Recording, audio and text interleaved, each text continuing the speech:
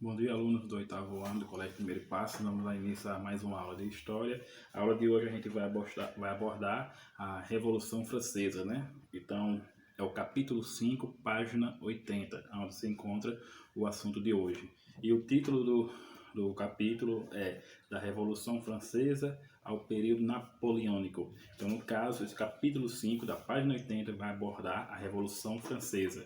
Então, na aula de hoje, eu vou trazer para vocês o porquê que essa Revolução Francesa foi tão importante para o mundo da época e é importante até os dias de hoje, né?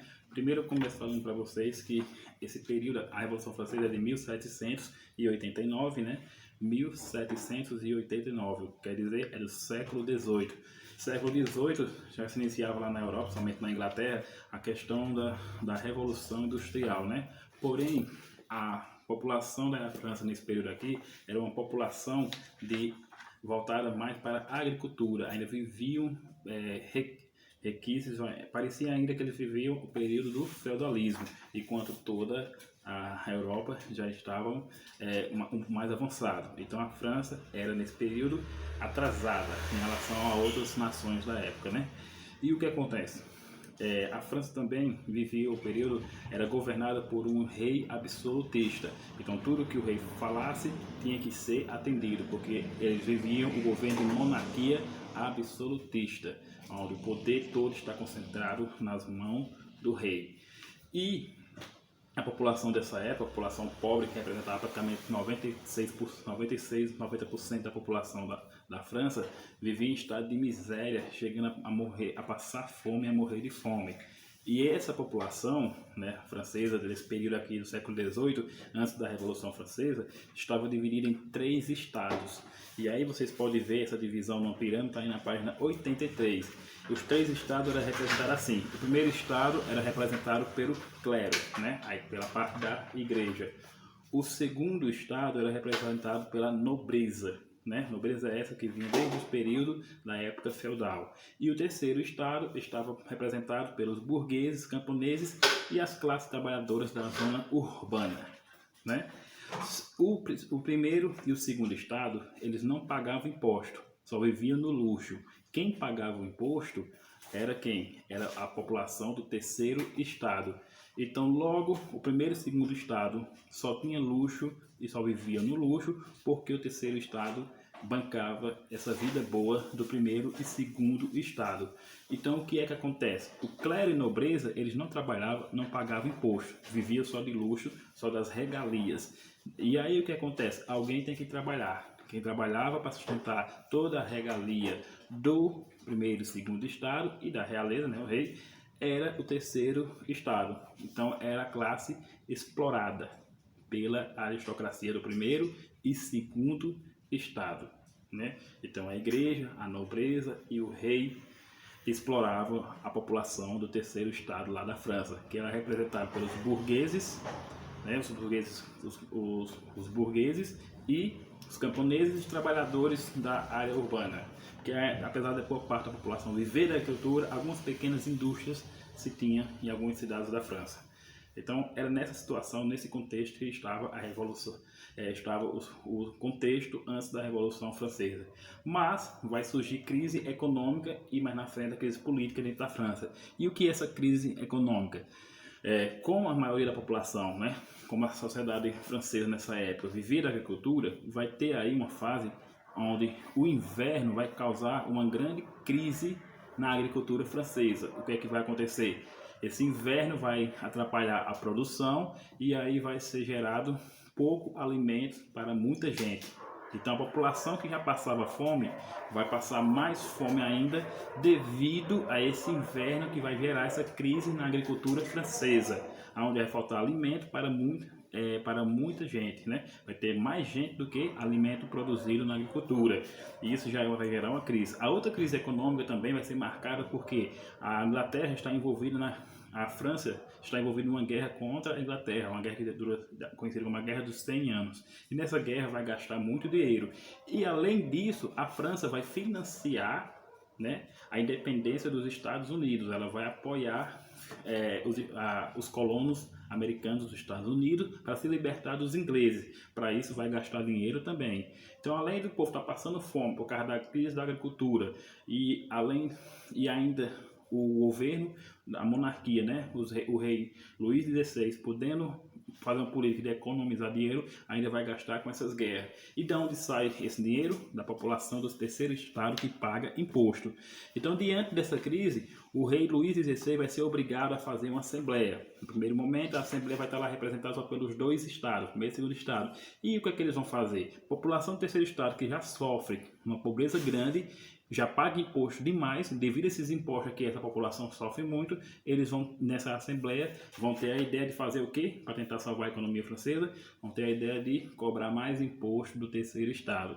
E isso vai gerar uma revolta lá dentro da população do terceiro estado, fazendo com que o rei seja obrigado a fazer a famosa Assembleia Geral dos três estados, né? E nessa assembleia, nessa formação aí da Assembleia dos três estados, né, vai ser feita a questão de como é que vai ser a votação para poder melhorar a situação da França, né, para poder melhorar a situação da população. Nessa Assembleia Geral dos três, fica conhecido como Assembleia Geral, né? Assembleia Geral dos três estados, né?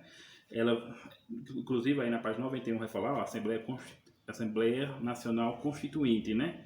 Onde o rei cedeu e aceitou que fosse convocado a Assembleia Política dos três estados.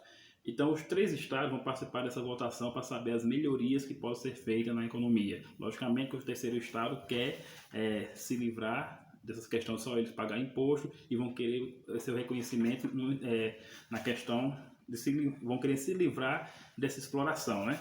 E aí, no primeiro momento, o primeiro e segundo estado quer que um representante de cada estado participe da votação, mas o terceiro estado quer que a votação seja por cabeça. O que acontece? Os deputados que representam cada estado têm o direito de votar, porque se só um de cada estado votar, logicamente vai ser 2 contra 1, porque o primeiro e o segundo estado sempre vai votar contra o terceiro estado, e o terceiro estado quer que seja a votação por cabeça, porque eles têm a maioria dos deputados entre o primeiro e o segundo estado. E o que é que vai gerar? Diante dessa indecisão do rei Luís XVI, para saber de como é que ia ser a forma da votação, para escolher as mudanças para a França, né, para salvar a economia da França, ele vai demorar tanto se decide que seja um representante de cada estado ou se todos os deputados votem. Então, diante dessa demora, vai gerar ao mesmo tempo está gerando uma revolta lá dentro, fora nas ruas francesas, né? E o terceiro estado se revolta contra o primeiro e segundo estado, e eles começam a fazer um governo independente, por exemplo, assim falar, né? E cria uma constituição. E o que é que vai acontecer? O rei Luís XVI, de certa forma, com raiva dessa revolta do terceiro estado, aumenta o imposto do pão. E o pão era o produto mais consumido lá da França. E isso foi o estopim para a Revolução. E aí vai surgir a famosa queda da Bastilha, que era o símbolo que representava o poder do rei naquela época, pois a Bastilha era uma prisão onde estava cheio de presos políticos que se revoltavam contra a monarquia. Então o terceiro estado vai lá às ruas, quebra tudo, derruba a Bastilha e toma o poder. E assim o terceiro estado chega ao poder, representado no primeiro momento pelos jacobinos. Os jacobinos representavam eram os burgueses que estavam mais próximos da classe trabalhadora, da classe pobre, né? Então eram os burgueses da baixa, era conhecido como a baixa burguesia. Então todos os seus ideais eram de mudança e melhoria para a classe trabalhadora, para os camponeses e os trabalhadores da zona urbana. E com a chegada dos jacobinos ao poder, o que é que vai acontecer? Vai ter a famosa, vai ter a criação da Declaração dos Direitos Humanos do Cidadão, onde vai ser proibida a escravidão, por exemplo.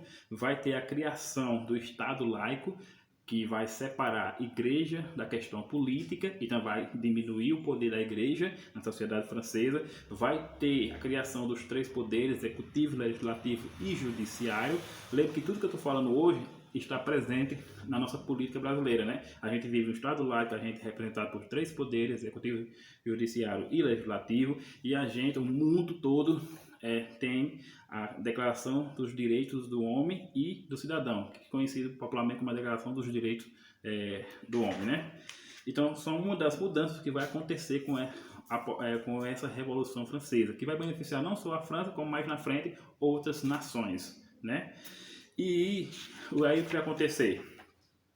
O rei, nesse período aqui que vai ter a guilhotina, que aquela, acho que você já viu em filme, né? Quando bota a cabeça e desce a guilhotina e corta a cabeça das pessoas, né? O rei Luís XVI, né, vai se juntar com outros países, como a Áustria, para tentar derrubar essa revolução.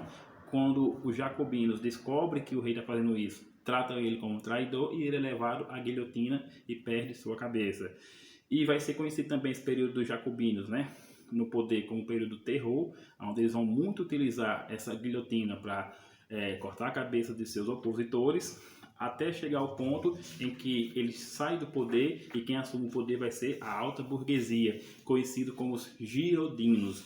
E esse período que os girodinos chegam ao poder fica conhecido como o período do diretório, que está na página 98 do livro de vocês.